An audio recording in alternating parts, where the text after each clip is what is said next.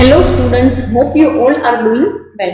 See, previously આપણે unit 2 એટલે કે ઇન્ડિયન બેન્કિંગ સિસ્ટમ એનું ચેપ્ટર 2 ડિસ્કસ કરતા હતા. કહ્યું તો કે તમારા માટે something new fine non performing assets nationalise bank with the reference to the non performing assets.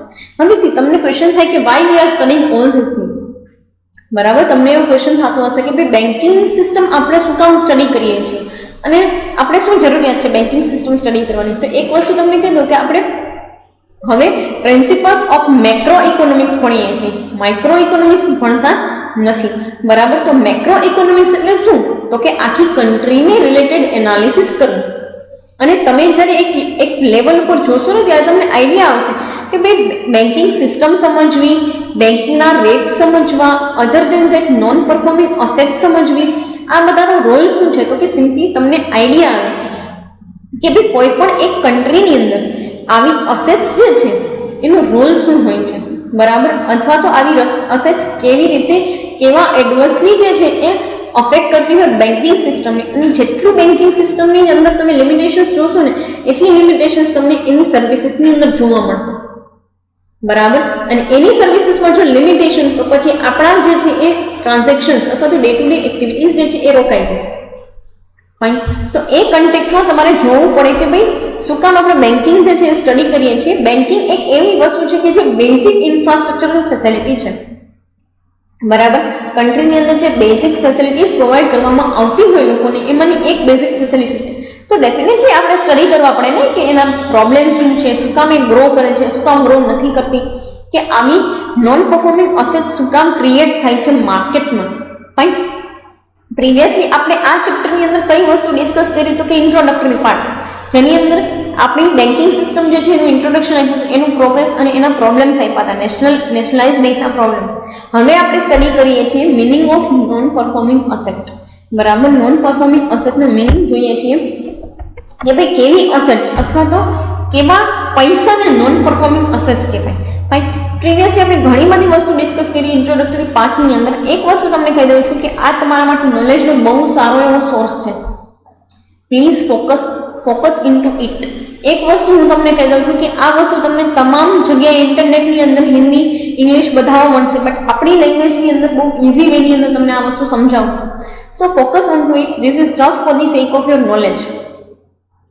બરાબર, અને ઇકોનોમીની અંદર તમે રહ્યો છો, આ ઇન્ડિયન એન્વાયરમેન્ટમાં તમે રહ્યો છો, તો ડેફિનેટલી તમારું એટલું તો કન્ટ્રીબ્યુશન બને છે ને કે તમને આ ઇકોનોમી વિશે ખ્યાલ હોય, કાંઈ બી બેઝિક્સથી લઈને એડવાન્સ વસ્તુ. તો કે હા બરાબર, તો તમારું એ ઇકોનોમી સાઈડનું એક કન્ટ્રીબ્યુશન બને છે કે તમને આ તમામ વસ્તુ સ્ટડી કરતાં આવડવી જોઈએ. હું એવું નથી કહેતી કે બધાને બધું આવે, ફાઇન, બટ સિમ્પલી તમે નોર્મલ કન્સેપ્ટ જોશો તો તમને આઈડિયા આવી જશે. અને એટલા માટે જ હું તમને કહું છું કે તમે જાઓ એક વખત તમારા ફાધર જોડે બેંકે અને તમે બેંકના કામ કરતાં શીખી જાઓ, બેંકના કામ કરતાં થઈ જાઓ, so that you will get the idea કે how they are performing their functions. બરાબર, અને કયા વેની અંદર એ લોકો મેનેજ કરતા હોય છે વસ્તુઓને. Fine, let us understand the non performing assets. See, તમને ફર્સ્ટ એની ડેફિનેશન અથવા તો કહી શકીએ કે બેઝિક મિનિંગ આપેલો છે. Non performing assets are non productive assets. બરાબર, નોન પરફોર્મિંગ અસેટ્સ એટલે શું? તો કે સિમ્પલી એવી અસેટ કે છે એક જગ્યાએ પડી રહેલી છે જેનું કોઈ યુટિલાઇઝેશન નથી. શું કામ અને કેમ નોન પરફોર્મિંગ અસેટ્સ કહે છે એને જોઈએ.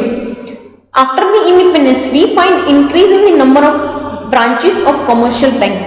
With the increase in the branches of banks, proportion of lending also increase. તો કે હા બરાબર, બે વસ્તુ બહુ સાચી આપેલી છે. કયા મેન્ડરની અંદર? તો કે ઇન્ડિપેન્ડન્સ પછી બેન્કિંગનો ગ્રોથ બહુ વધારે થયો એટલે નંબર ઓફ બ્રાન્ચીસ જે છે એ વધી. અત્યારે તમે જુઓ તો કોઈ પણ એક બેંકની કેટલી બધી બ્રાન્ચીસ હોય છે કન્ટ્રીની અંદર. ફાઇન, અને કન્ટ્રી તો શું ખાલી એક સિટીની અંદર તમે જુઓ ને તો કોઈ પણ એક બેંકની છે ને મિનિમમ 10 થી 12 બ્રાન્ચીસ હોય છે. ફાઇન, તો એ કેસની અંદર તમે જોવા જાઓ તો આફ્ટર ઇન્ડિપેન્ડન્સ આપણે ઘણો બધો બેન્કિંગ સેક્ટરે ગ્રોથ કરેલો છે.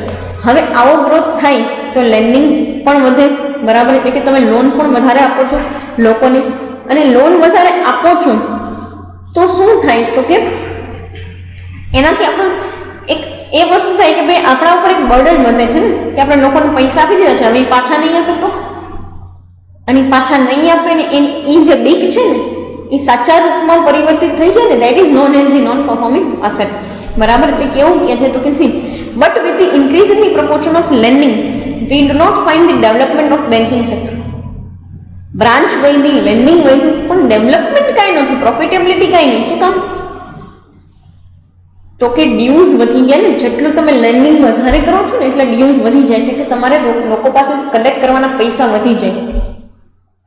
નેક્સ્ટ એ જ કહે છે તમને કે the dues of nationalise banks are increasing rapidly and banks proved incapable in recovery. બરાબર, આ તમારો ઇનિશિયલ અને એક આખો 3 પોઈન્ટની અંદર મિનિંગ થાય છે નોન પરફોર્મિંગ અસેટ્સ. હવે તમને તમારી બહુ સાદી ભાષામાં કહું તો મેં કાંઈ લોન લીધેલી છે અને હું એનું પેમેન્ટ કરતી નથી, એટલે કે 6 મહિના સુધી હું એક પણ ઇન્સ્ટોલમેન્ટ પેમેન્ટ કરતી નથી. So this is known as the non performing assets four the bank. કેમ કે બેંક તો મને એવું જ માનીને ચાલતી હશે ને કે ભાઈ ઇન્સ્ટોલમેન્ટના પર્પઝથી, બરાબર, ઇન્સ્ટોલમેન્ટના અમાઉન્ટથી આ લોકો મને પૈસા પાછા દઈ દેશે ને હવે હું દેતી નથી. તો આ શું થઈ ગયું? તો કે એક ટાઈમે મેં કન્સિડર કરેલી લિક્વિડ અસેટ હવે ફેરવાઈ ગઈ નોન પરફોર્મિંગ અસેટમાં, કે જે પરફોર્મ કરતી નથી, કે જે મને પેમેન્ટ આપતું નથી. બરાબર. હવે એક વસ્તુ તમને કહું કે આ કઈ જગ્યાએ તમને બેલેન્સ શીટમાં હોય તો આપણી નોર્મલ બેલેન્સ શીટ કેવી બને? કોઈ બી કંપની આપણે બનાવીએ છીએ એવી જ બેલેન્સ શીટ આની બને, જેમાં બેંકની એક સાઈડ લાયબિલિટી હોય ને એક સાઈડ અસેટ હોય. અસેટ સાઈડ આ વસ્તુને લખવામાં આવે છે. બરાબર, અસેટ સાઈડ આ વસ્તુને લખવામાં આવે છે જે ટર્મ લોનના કન્સેપ્ટથી હોય અને જેને તમે યર ઓન યર અસેટ તરીકે કન્સિડર કરો છો. બરાબર, જે લોન આપણે લાયબિલિટી સાઈડ લખીએ છીએ ને as an individual, A bank માટે અસેટ છે. સમજો છો? કારણ કે બેંકે આપણને 5 લાખ રૂપિયા આપ્યા હતા, આપણે એને ઇન્સ્ટોલમેન્ટના ટર્મ્સમાં ફરી 5 લાખ રૂપિયા આપશું એવું બેંક માનીને ચાલે છે. સો એ લોકો એને અસેટ તરીકે ટ્રીટ કરે છે. આપણા માટે શું છે? લાયબિલિટી. ફાઇન. હવે શું? હું આ 6 મહિના સુધી ઇન્સ્ટોલમેન્ટ પે નહીં કરું ને એટલે એ બની જશે શું? તો કે non performing asset for the bank. જોઈએ લાસ્ટ પોઈન્ટ શું આપણે છે? If borrower does not pay either the interest or instalment for last 2 quarters, એટલે કે 6 મહિના, બરાબર, લાસ્ટ 6 મહિનાના પૈસા ભરતો નથી, તો આવા અમાઉન્ટને શું કહેવામાં આવે છે? તો કે નોન પરફોર્મિંગ અસેટ. બરાબર, એટલે તમારે ઇન્સ્ટોલમેન્ટ વિથ ઇન્ટરેસ્ટ જ પે કરવાના હોય? તો કે હા. બરાબર, તો જ્યારે પણ એ વ્યક્તિ જે કોઈ પણ બોરોઈંગ કર્યું હશે, જે કોઈ પણ પૈસા લીધા હશે, એ વ્યક્તિ જે છે એ પૈસા પાછા દેતો નથી હવે. બરાબર, પૈસા પાછા આપશે નહીં, એટલે કે લાસ્ટ 2 ક્વાર્ટર્સની અંદર એક પણ હપ્તો એને ભર્યો નથી, તો શું કહેવાય? તો કે 6 મહિનાના એક પણ હપ્તા ભર્યા નથી વિથ ઇન્ટરેસ્ટ. તો આ વસ્તુને બેંક હવે શેમાં નાખી દેશે? તો કે નોન પરફોર્મિંગ અસેટની અંદર. હવે નોન પરફોર્મિંગ અસેટ હોય ને, બે વસ્તુ છે, ઓથોરાઇઝડ અને અનઓથોરાઇઝડ. ઓથોરાઇઝડ અસેટ કોને કહેવાય? તો કે આપણે જે કોઈ પણ એક રૂલ્સ રેગ્યુલેશન્સ અકોર્ડિંગ ટુ જે છે એ ઇફેક્ટિવ વેની અંદર with the proper documentation landing કરેલું છે, that is known as the authorised asset. અને અનઓથોરાઇઝડ એટલે શું? આપણે કરેલું લેન્ડિંગ જે છે એ વ્યક્તિ પાછું દેતું નથી. બરાબર, દેટ ઇઝ ધી અનઓથોરાઇઝડ. અથવા તો આપણે ઓછા ડોક્યુમેન્ટેશન સાથે કોઈ પણ લેન્ડિંગ કર્યું છે ને હવે આપણને પાછું મળતું નથી, that is known as the unauthorised lending. બરાબર, પાછું એક વખત તમને કહું છું, ઓથોરાઇઝડ કોને કહેવાય છે? ઓથોરાઇઝડ અકાઉન્ટ અથવા તો ઓથોરાઇઝડ લેન્ડિંગ કે with the proper cut to cut અને માર્ક ટુ માર્ક ડોક્યુમેન્ટેશન સાથે કરવામાં આવેલું લેન્ડિંગ ઓથોરાઇઝડ કહેવાય છે. અને વિથ ધી લેસર ડોક્યુમેન્ટ જે છે એ કરવામાં આવે એને અનઓથોરાઇઝડ જે છે એ લેન્ડિંગ કહેવામાં આવે છે. આ બે ટાઈપ તમને આની અંદર આપેલા છે, જેનો આગળ આપણે જતાં કંઈ યુઝફુલનેસ નથી, but just for the sake of your knowledge, તમને ખાલી નોલેજ મળે એટલા માટે હું એક્સપ્લેન કરું છું. હવે એક ક્લાસિફિકેશન આપેલું છે તમને, classification of landing and relationship with the non performing asset. બરાબર, ક્લાસિફિકેશન તમને આપેલું છે, જેમાં ઓવરડ્રાફ્ટ ને કેશ ક્રેડિટ ને પરચેસ ઓફ મની ને ટર્મ લોન્સ આટલી વસ્તુ તમને આપેલી છે. એને અને નોન પરફોર્મિંગ અસેટને શું રિલેશનશિપ છે, અથવા તો ક્યારે આમાંની એક પણ વસ્તુ જે છે એ નોન પરફોર્મિંગ અસેટની અંદર કન્વર્ટ થઈ જાય છે, તો એ જોઈએ કયા કેસમાં કહે છે. પહેલી વસ્તુ ઓવરડ્રાફ્ટ તમને આપેલી છે. ઓવરડ્રાફ્ટનો સીધો સાધો મિનિંગ આપણે at the time of function સમજી ગયા? તો કે હા, ઓવરડ્રાફ્ટ એટલે શું? તો કે આપણા અકાઉન્ટમાં ન હોય એટલે એના કરતાં વધારે, એટલે કે એના કરતાં એક્સેસ અમાઉન્ટ આપણને જે છે એ પૈસા ઉપાડવા દે, that is known as the overdraft. બરાબર, નોટિસ આપીને આપણને પૈસા ઉપાડવા દઈએ, આપણે નોટિસ આપીને આપણને ઉપાડવા દઈએ પૈસા, that is known as the overdraft. હવે આ ઓવરડ્રાફ્ટ એનપીએ માં ક્યારે કન્વર્ટ થઈ જાય તો કે મેં પૈસા લીધેલા છે 5,000 રૂપિયા કે જે મારે આગલા મહિને પૈસા દેવાના હતા, હવે હું આગલા મહિને નથી દેતી, 3 મહિના પછી એ નથી દેતી, 6 મહિના પછી એ નથી દેતી, તો આવા કેસની અંદર એ વર્ષનું લાસ્ટ ટ્રાન્ઝેક્શન એટલે કે 31 માર્ચ આવે ને ત્યાં સુધીમાં જો પેમેન્ટ ન થાય ને તો એ નોન પરફોર્મિંગ અસેટની અંદર કન્વર્ટ થઈ જાય. એટલે કે મેં 1 જૂને પૈસા લીધા હતા ઓવરડ્રાફ્ટના, 1 જૂન 2018માં પૈસા લીધેલા હતા, આ પૈસા હું જુલાઈમાં નથી દેતી, ઓગસ્ટમાં નથી દેતી, સપ્ટેમ્બર નહીં, ઓક્ટોબર નહીં, નવેમ્બર નહીં, ડિસેમ્બર નહીં, પૈસા દેતી જ નથી. તો પછી આ અકાઉન્ટિંગ યર એન્ડ થશે, ફાઇનાન્શિયલ યર એન્ડ થશે, બરાબર. તો 31 માર્ચ 2019ના દિવસે એ લોકો શું કરશે તો કે એને નોન પરફોર્મિંગ અસેટની અંદર જે છે એ મૂકી દેશે, અને મેં જે કાંઈ પણ પૈસા લીધેલા હતા ને as a part of the Audi હવે હું દેતી નથી એટલે એ લોકો એને નોન પરફોર્મિંગ અસેટમાં જવા દેશે. ફાઇન. આ હતું શેના માટેનું તો કે ઓવરડ્રાફ્ટ માટેનું. Next comes to the cache credit. બરાબર, કેશ ક્રેડિટ જે છે એના માટેનું કહેવામાં આવે છે. જોઈએ શું, સિમ્પલી તમે કેશ ક્રેડિટ તરીકે અમુક પૈસા ઉપાડી લીધા, બરાબર, એઝ અ બિઝનેસ તમે અમુક પૈસા કેશ ક્રેડિટ તરીકે લીધેલા છે, ફાઇન, તમારા અકાઉન્ટમાંથી. હવે તમારે આ પૈસા ડિપોઝિટ કરવાના હોય, હા બરાબર, પ્રીવિયસલી આપણે સાઈન સાથે એ વસ્તુ ડિસ્કસ કરી હતી કે તમારે એટ અ ટાઈમ અમુક ટાઈમ પીરિયડ પછી એટલે કે તમારે એની મુદત પછી આફ્ટર 1 મંથ 2 મંથ 3 મંથ્સ તમારે એ પૈસા જે છે એને શું કરવાનો હોય તો કે તમારા અકાઉન્ટમાં ડિપોઝિટ કરવાનો છે કે જે તમે વિડ્રોલ રૂપે લીધેલા હતા એ ઉપડી જાય ઓટોમેટિકલી. હવે આ કેશ ક્રેડિટ તમે કર્યું અને તમે એનું રીપેમેન્ટ કરતા નથી within the months, within the 6 months, બરાબર, તમે આનું રીપેમેન્ટ કરતા નથી તો એ ઓટોમેટિકલી નોન પરફોર્મિંગ અસેટની અંદર કન્વર્ટ થઈ જશે. ફાઇન, બેંક એને નોન પરફોર્મિંગ અસેટમાં જવા દેશે, બરાબર. આના સિવાય બીજું આની અંદર તમને શું કીધેલું છે તો કે જ્યારે પણ આવી કેશ ક્રેડિટ રીપે કરવાની હોય અને રીપે ટાઈમ પીરિયડમાં 6 મંથ અથવા તો last day of the accounting year whichever is earlier એ પ્રમાણે એને નોન પરફોર્મિંગ અસેટમાં નાખવામાં આવે. એટલે કે જો મેં નવેમ્બર મહિના કે ડિસેમ્બર મહિનાની અંદર કેશ ક્રેડિટ લીધેલી છે અને હવે પે નથી કરતી વિધિન ધી 3 મંથ્સ કે વિધિન ધી 6 મંથ્સ, તો 6 મંથ કરતાં અર્લીયર તો અકાઉન્ટિંગનો લાસ્ટ ડે આવશે તો કે હા, તો ત્યારે જ એને એનપીએની અંદર નાખી દેવામાં આવશે, બરાબર. આ તમને 2 રૂલ્સ આપેલા છે. પહેલો કયો તો કે તમે જે કાંઈ પણ અમાઉન્ટ લીધી હતી એને વિધિન ધી 6 મંથ રીપે કરી દો બેંકને, ઓર એલ્સ કે તમારા અકાઉન્ટમાં ડિપોઝિટ કરી દે એટલા પૈસા. આવું 6 મહિના સુધી નહીં કરો તો બેંક તમારા પૈસાને એનપીએની અંદર નાખી દે છે, નોન પરફોર્મિંગ અસેટ્સની અંદર. ફાઇન. બટ જ્યારે બી એવું થાય છે કે તમે 6 મંથ કરતાં તમને ઓછો ટાઈમ પીરિયડ એટલે તમે ડિસેમ્બર મહિના નવેમ્બર મહિનાની અંદર જે છે એ કેશ ક્રેડિટ લ્યો છો અને પછી નેક્સ્ટ 1 કે 2 મંથની અંદર રીપે નથી કરતા તો 6 મંથ અથવા તો last day of accounting year whichever is earlier એને કન્સિડર કરી લે છે આ લોકો, બરાબર. તો તમે જો ડિસેમ્બર મહિનામાં લીધું હોય તો સિમ્પલી નેક્સ્ટ જે કાંઈ પણ અકાઉન્ટિંગ યરનો લાસ્ટ ડે હશે ને એ ભલે તમારા 6 મંથ કરતાં ઓછો ટાઈમ પીરિયડ હોય, steel they will convert it in to the non performing asset. Fine.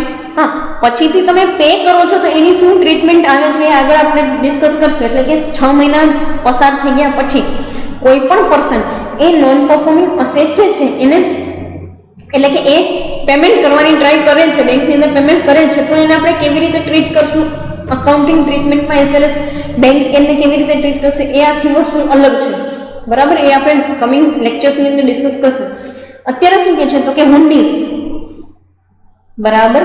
તમે નામ સાંભળેલું હશે આ બંને વસ્તુનું, લેવી હુંડી અને લેણી હુંડી અને દેવી હુંડી, બરાબર. આ બંને વસ્તુનું નામ તમે પ્રીવિયસલી અકાઉન્ટિંગ જે સબ્જેક્ટ ભણતા એની અંદર તમે નામ સાંભળેલું હશે. હવે જ્યારે બી આવી વસ્તુ કરવામાં આવે ને હુંડી લખી હોય અને પછી જે છે એનું પેમેન્ટ નથી થયું, બરાબર, તો આ કેસની અંદર પણ સિમિલરલી 6 મંથ્સની અંદર જ ટ્રીટમેન્ટ આપી દેવામાં આવે. 6 મહિનાની અંદર જ એ 10,000 20,000 50,000 લાખ રૂપિયા 2 લાખ રૂપિયા 3 લાખ રૂપિયા જે કાંઈ પણ અમાઉન્ટ હોય ને એને નોન પરફોર્મિંગ અસેટમાં નાખી દેવામાં આવે. બરાબર. તો જ્યારે બી આવી હુંડી જે છે એનું કોઈ પણ ટ્રીટમેન્ટ કરવામાં આવે છે અને પેમેન્ટ નથી થતું, બરાબર, તો સેમ વેની અંદર શું કરવામાં આવે છે કે એને એનપીએની અંદર નાખી દેવામાં આવે છે after the 6 months or last day of the accounting year which ever is earlier. બરાબર, જે કોઈ પણ વસ્તુ અર્લિયર છે એને. ફાઇન. નેક્સ્ટ તમને આપ્યો છે ટર્મ લોન્સ.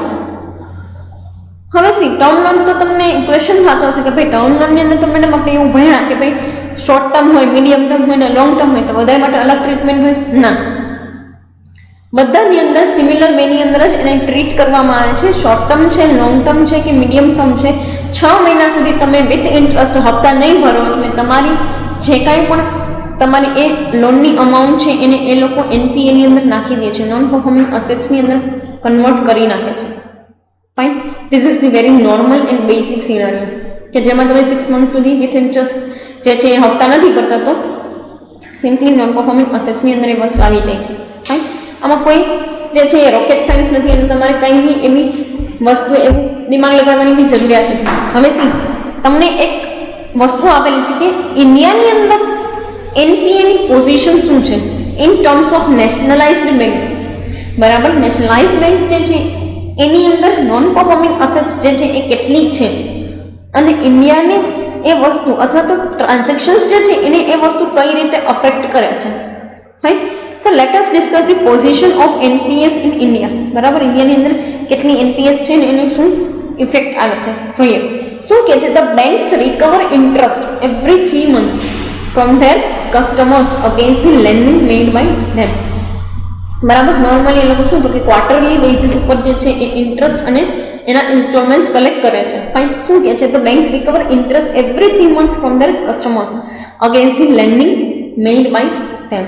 બરાબર, ક્વાર્ટરલી એ લોકો એ વસ્તુને ટ્રીટ કરે છે. હવે શું કહે છે? Such amount is shown as credit in profit and loss account maintain for credit transaction. જ્યારે પણ આવી વસ્તુ કહ્યું તો કે ઇન્ટરેસ્ટ ઓન લેન્ડિંગ તમારા માટે શું છે? બેંક માટે, આપણા માટે જેમ એ વસ્તુ જે છે એ શું છે તો કે એક્સપેન્સ છે. બરાબર, એમ બેંક માટે એ શું છે તો કે ફાયદો. આની પહેલા પણ મેં તમને કીધેલું છે, હજુ બી કહું છું કે interest on lending are more than the interest on the deposits and this is the clear benefit or clear profit of the banks. તો હવે શું કહે છે તો કે દર 3 મહિને ક્વાર્ટરલી બેસિસ ઉપર ઇન્ટરેસ્ટ રિકવર કરતા હોય છે. આ ઇન્ટરેસ્ટ એ લોકો ક્યાં બતાવે છે તો કે પીએનએલ અકાઉન્ટની અંદર credit side as a part of the income. બરાબર, as a part of the income બતાડે છે અને આવી રીતે એ લોકો પોતાની બેલેન્સ શીટની અંદર એ ઇન્ટરેસ્ટને મેન્ટેન કરે છે. ફાઇન. હવે શું કહે છે કે practically the said amount is not credited in the personal account of the borrower. Personal અકાઉન્ટમાં તો ક્યાંય લખવાની હોતી નથી કેમ કે એ બેંકનું કામ છે નહીં. બરાબર, બેંક પોતાના જે છે એ બેલેન્સ શીટના પીએનએલ અકાઉન્ટના ક્રેડિટ સાઇડ આ અમાઉન્ટ બતાડે છે. હવે શું કહે છે? The amount of non performing asset is debited by the bank if such amount is paid by the customers afterwards then such account must be settled by the banks. જોઈએ એ શું કહેવા માંગે છે. પહેલા તો એ લોકો આ છે ને નોન પરફોર્મિંગ અસેટને માંડી વળ્યું સિમ્પલી ડેબિટ કરી મૂકે છે as a part of their loss. બરાબર, જે કોઈ પણ લોકો પૈસા પે નથી કરતા અને આના રીઝન્સ બી આપણે સ્ટડી કરશું, એની અંદર જોશું કે શું કામ એ લોકો પૈસા પે નથી કરતા અને કેવા કેવા રીઝન્સના લીધે કેવા નાના રીઝન્સના લીધે કન્ટ્રીની અંદર આટલી huge amount lakhs of crores of રૂપીસની નોન પરફોર્મિંગ અસેટ્સ જનરેટ થાય છે. ફાઇન. સો એ વસ્તુ બી ડિસ્કસ કરશું. બટ શું કહે છે તો કે આફ્ટરવર્ડ જ્યારે પણ મેં જેમ તમને કીધું એમ કે 6 મહિના પછી ક્યારેય પણ કોઈ પણ પર્સન પૈસા પે કરે છે તો બેંક એની અલગથી જે છે એ સેટલમેન્ટ કરે છે. ફાઇન. આગળ જેટલું પણ રિયલ પોઝિશનની અંદર આપણે ટ્રેન્ડ્સ એઝ વેલ એઝ જે કંઈ પણ પોઝિશન છે જોશું that we will discuss in to the next coming sessions. આ સેશન્સ માટે આટલું રાખીએ. Fine. Thank you so much.